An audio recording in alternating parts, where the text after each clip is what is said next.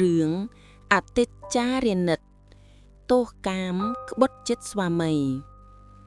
ក្នុងកសបពុទ្ធកាលមានភរិយារបស់ឧបាសកជាសោតាបនម្នាក់ជាស្រីប្រព្រឹត្តក្បត់ចិត្តស្វាមីឧបាសកនោះឃើញនៅហេតុប្រព្រឹត្តបំពាននោះយ៉ាងប្រកាសហើយពោលសួរថាព្រោះហេតុអីបានជានាងប្រព្រឹត្តមិនគប្បីយ៉ាងនេះស្រីភរិយានោះពោលស្បួតស្បែកថាប្រសិនបើខ្ញុំធ្វើយ៉ាងនឹងមែនសូមឲ្យឆ្កែនេះខំជាល្បីស៊ីខ្ញុំកុំបីខានព្រោះជាអ្នកប្រព្រឹត្តក្បត់ចិត្តស្វាមីខ្លួនលុះនាងនោះស្លាប់ទៅ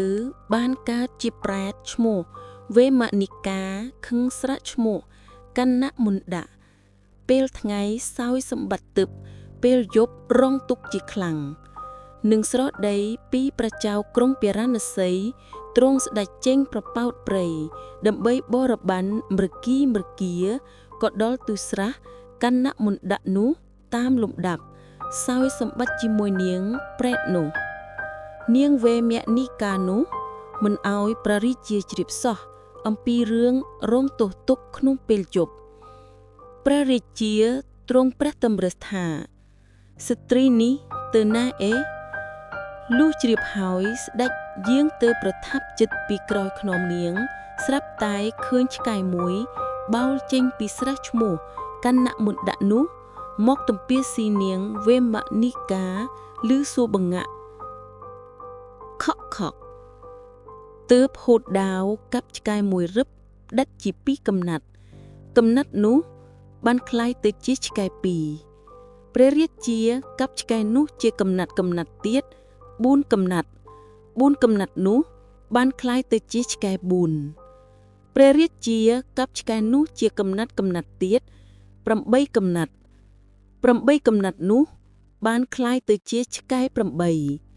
ព្រះរាជាទ្រង់កាប់ឆ្កែទាំង8នោះជាកំណាត់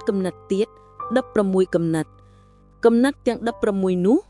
បានคล้ายទៅជាឆ្កែ16ទៀត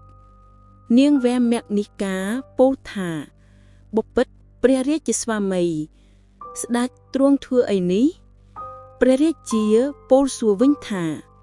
នេះជាអ្វីនាងវេមនិកាពោលប្រាប់ថាព្រះអង្គកុំទ្រង់ធ្វើយ៉ាងនេះឡើយសូមស្ដេចស្មោះដុំទឹកមាត់លើដីវិញហើយទ្រង់ល្បីដោយព្រះបាទតីព្រះរាជាក៏ទ្រង់ធ្វើតាមដូច្នោះ